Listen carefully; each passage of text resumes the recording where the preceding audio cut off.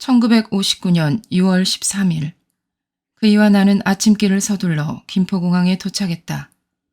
육군 공수부대에 근무하고 있던 남편은 5달 과정의 심리전 교육을 이수하기 위해 미국 노스캐롤라이나 주에 있는 포트 브렉 기지로 떠나게 된 것이다.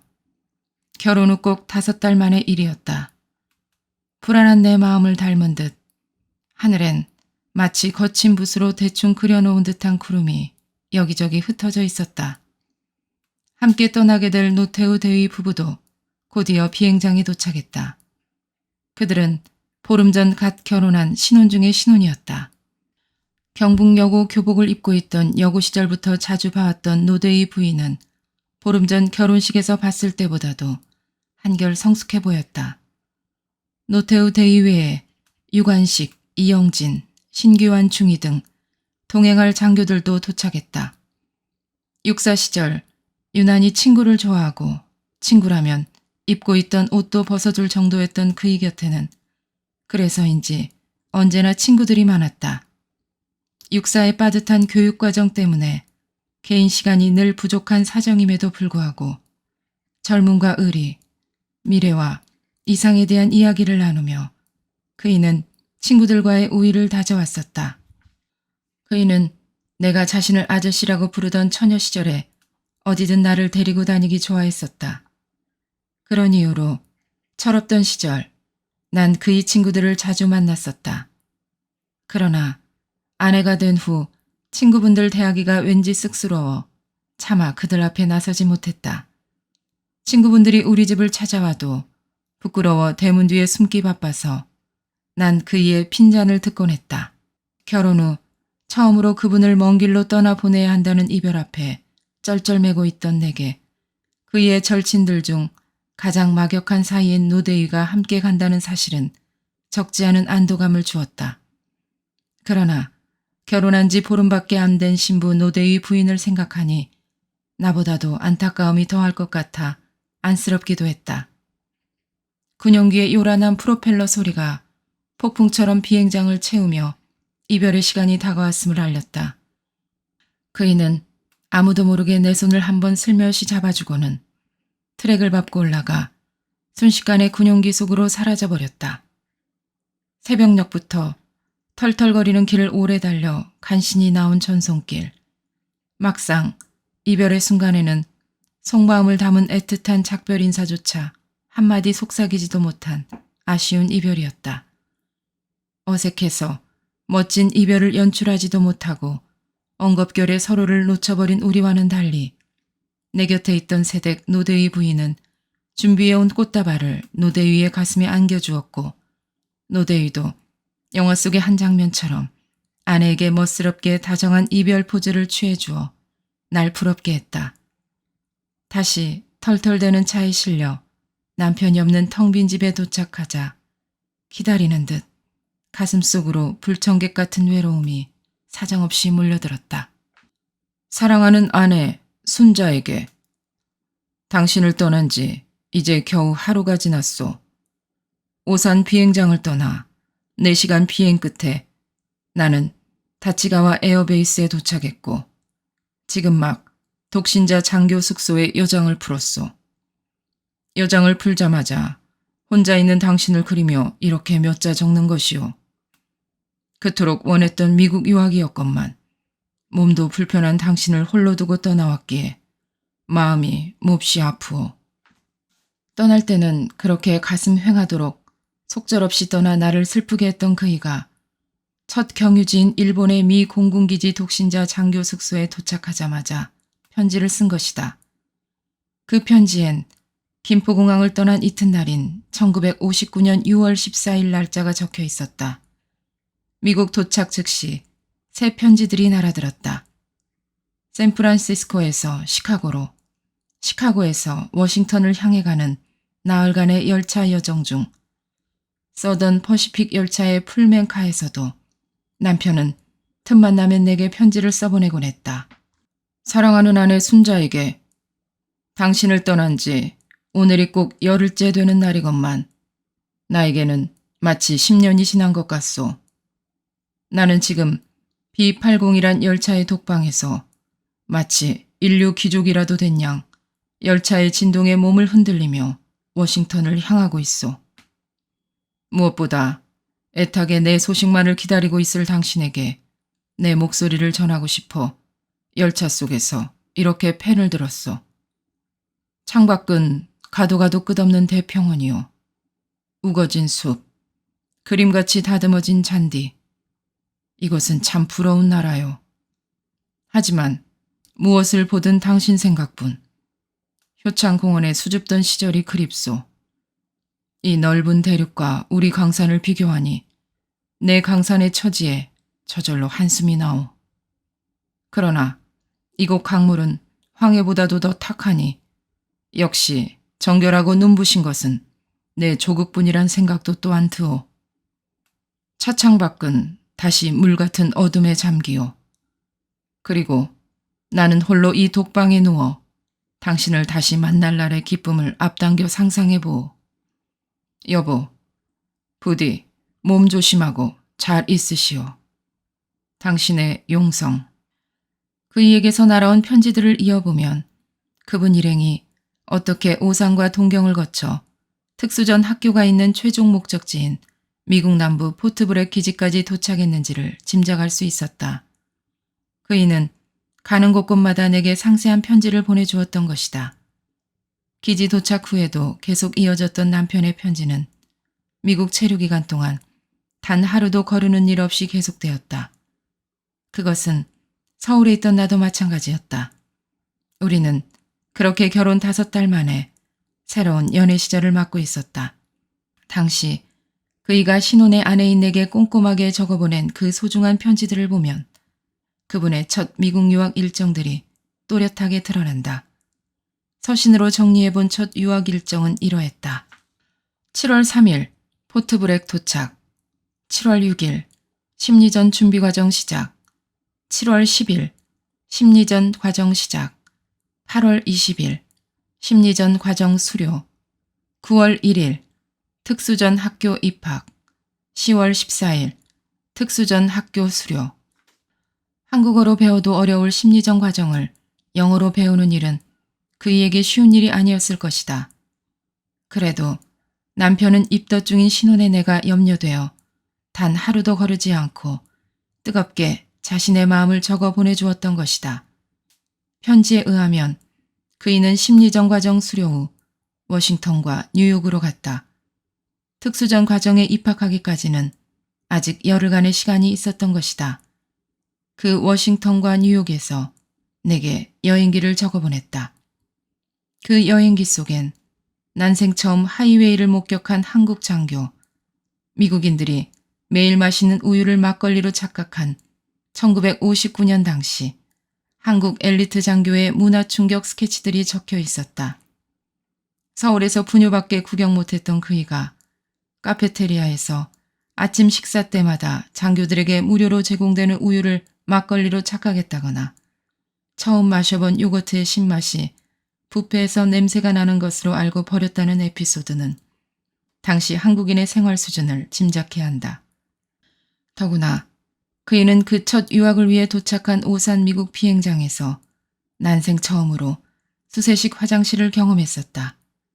미국 군용기에 실려 미국의 재정 지원으로 군사 엘리트 교육을 받으러 떠나는 1959년 당시 한국 장교들의 숨김없는 모습들이다.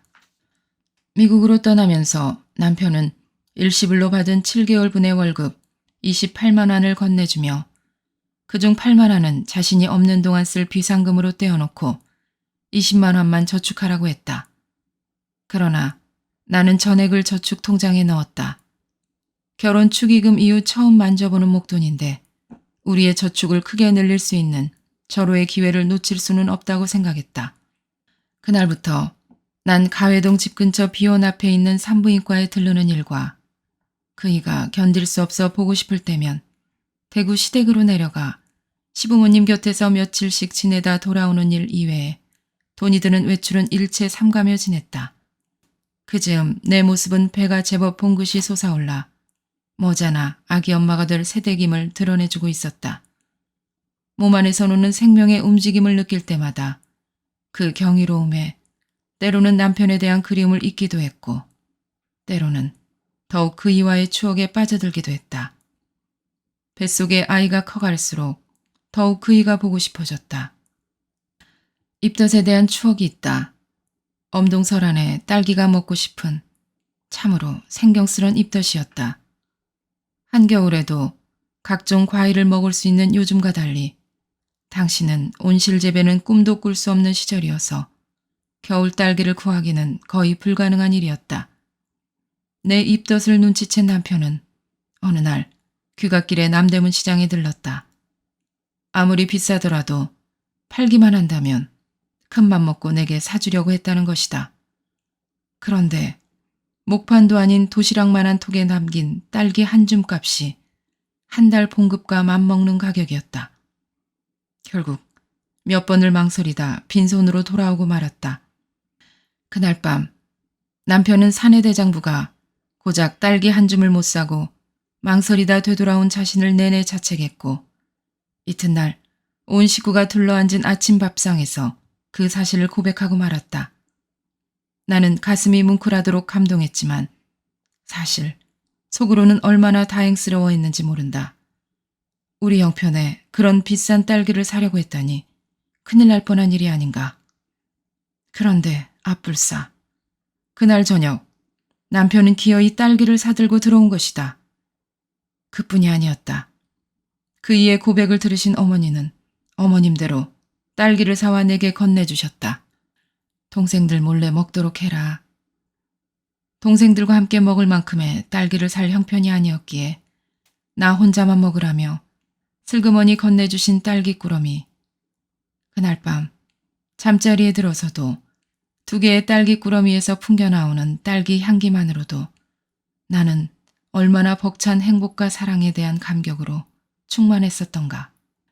처음 느껴보는 뱃속 태아의 움직임에 신기해하는 사이 어느덧 5개월이 흘러 그이의 귀국일이 다가왔다.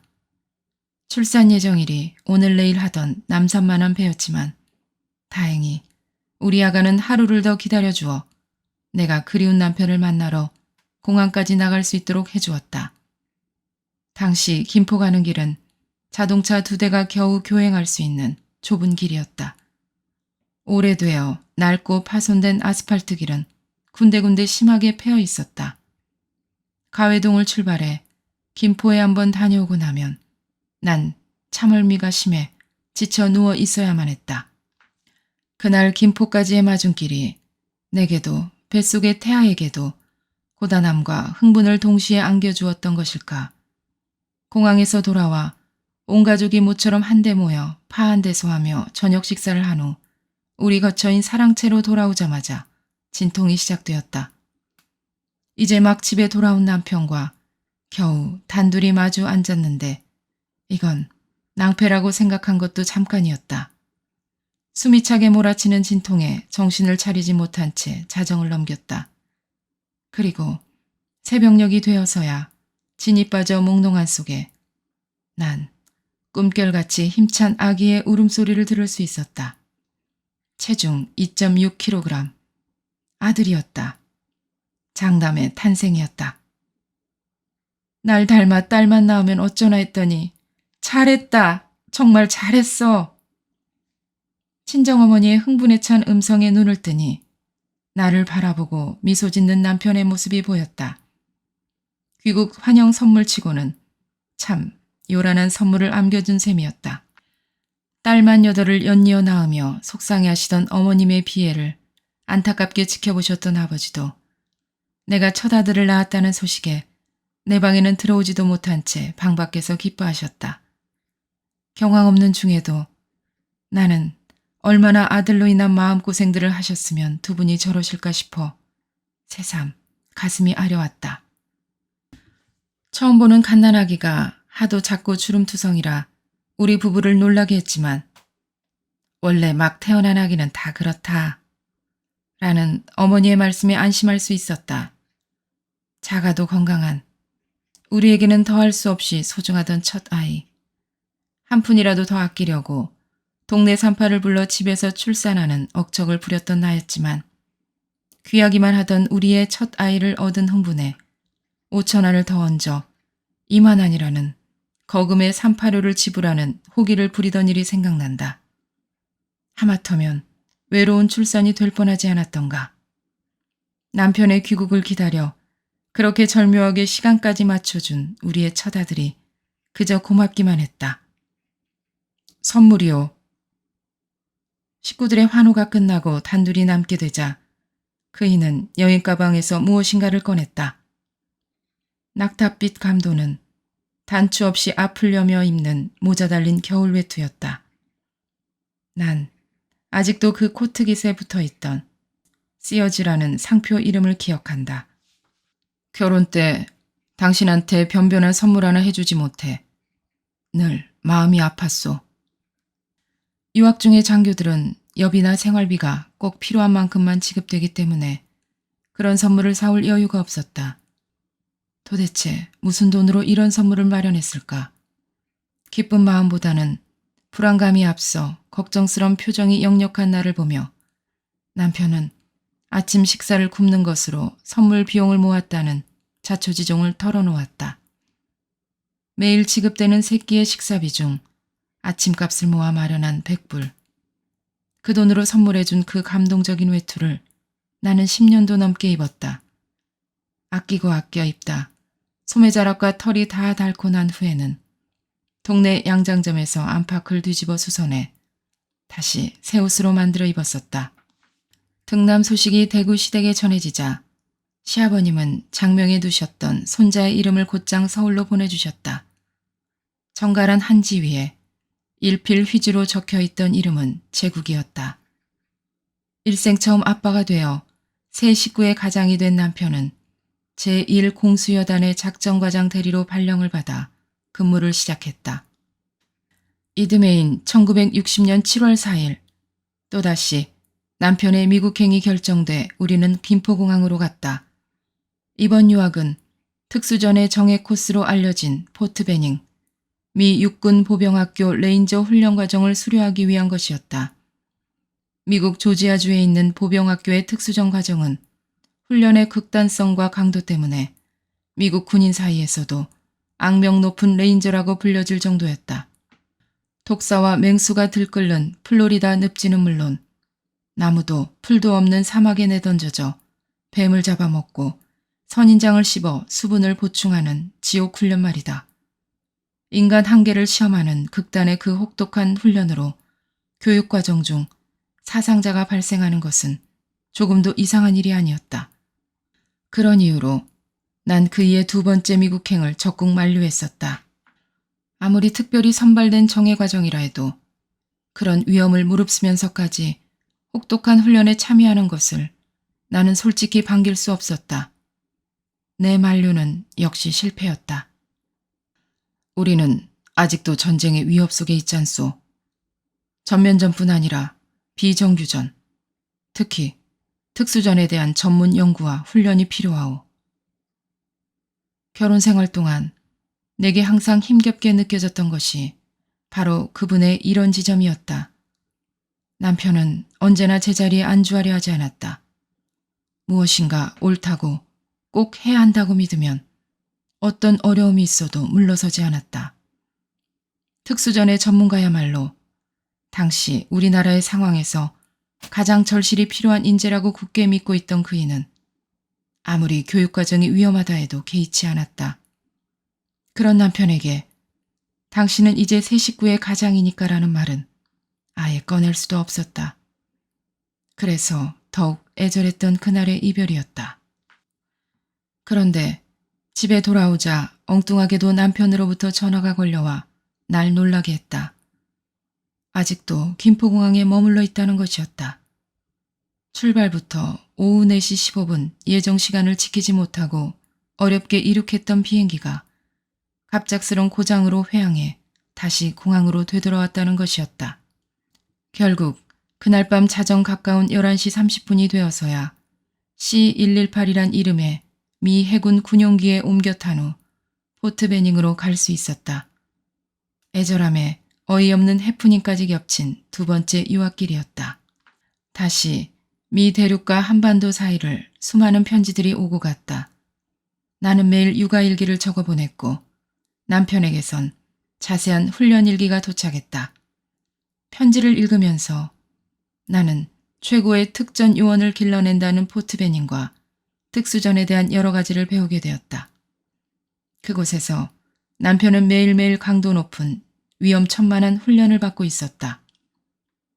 어제는 눈을 가린 채 총을 들고 다이빙대에서 강으로 뛰어내린 후 다시 헤엄쳐 나오는 테스트에 합격했소. 음식 보급이 완전히 끊어진 상황에서 살아나오는 생존 훈련도 잘 치러냈소. 남편은 담담하게 그날그날의 일과를 적어보냈고 그 내용을 읽을 때마다 내 가슴은 예외 없이 철렁 내려앉았다. 듣는 것마다 생각하기에도 끔찍한 위험스러운 상황들. 더구나 특별한 안전장치도 없는 조건에서 벌어지는 극단적 상황들이었다. 그런데도 남편은 불안에 떠는 내 마음을 모르는지 8주간의 극심한 유격훈련 과정을 수료한 후 다시 레인저 과정 중에서도 가장 고난도의 과정인 패스파인더 과정을 추가로 선택했다는 소식을 자랑스럽게 전해왔다. 고도로 훈련된 소수의 정예 요원들이 먼저 목숨을 걸고 적지에 침투해 전투 요건을 조성한 다음 유격대원을 안내하는 과정이 바로 패스파인더라고 했다. 인간의 생사가 달린 극한 훈련 속에서 사람이 갖고 있는 신비한 힘과 약점이 동시에 노출되는 것을 보고 있소. 인간에게 있는 무한한 잠재력은 절박한 위기에 이르렀을 때 가히 초인적인 힘을 발휘하기도 하는가 하면 또 동시에 지옥과 같은 극한 상황 속에서는 여지없이 그 추한 본성을 드러내기도 하는 것임을 알 수 있구려. 이런 극단적인 위험 상황만을 골라 찾아다니는 남편과의 삶이기에 인생이 이토록 아슬아슬하게 느껴지는 것인가. 그이의 편지를 읽다 보면 산다는 것 자체가 도무지 안전하지 않다는 불안이 날 압박했다. 그러나 남편은 신념대로 그 위험한 포트베닝에서의 훈련도 무사히 마침으로써 자신이 원하던 목표를 이룰 수 있었다. 한국에서 이수한 공수교육과정에 포트브렉에서의 심리전 전략을 익힌 남편은 이제 마지막 교육, 포트베닝에서 레인저와 패스파인더 과정을 모두 마침으로써 명실상부한 특수전의 전문가가 되었던 것이다. 그해 겨울 1960년 12월 16일 남편은 당당한 모습으로 김포공항에 도착했다. 인간 한계를 통과하는 극단적 훈련 과정을 마치고 막 귀국한 남편을 기다리고 있는 것은 그러나 어이없도록 놀랍고 돌연한 친정 부모님의 파산 소식이었다. 난 혹독한 훈련 과정을 견디고 자부심에 가슴 부풀어 공항에 도착한 그이에게 그간의 기막힌 집안 사정에 대해 말하려니 차마 입이 떨어지지 않아 그저 아무 말 없이 집으로 향했다. 그러나 그분과 함께 도착한 집은 예전에 넓고 편안한 가회동 집이 아니었다. 도착한 곳은 원효로의 비탈진 언덕에 조개처럼 간신히 붙어있던 서울시 용산구 원효로 일가 17번지에 지독하게 남루한 한옥이었다.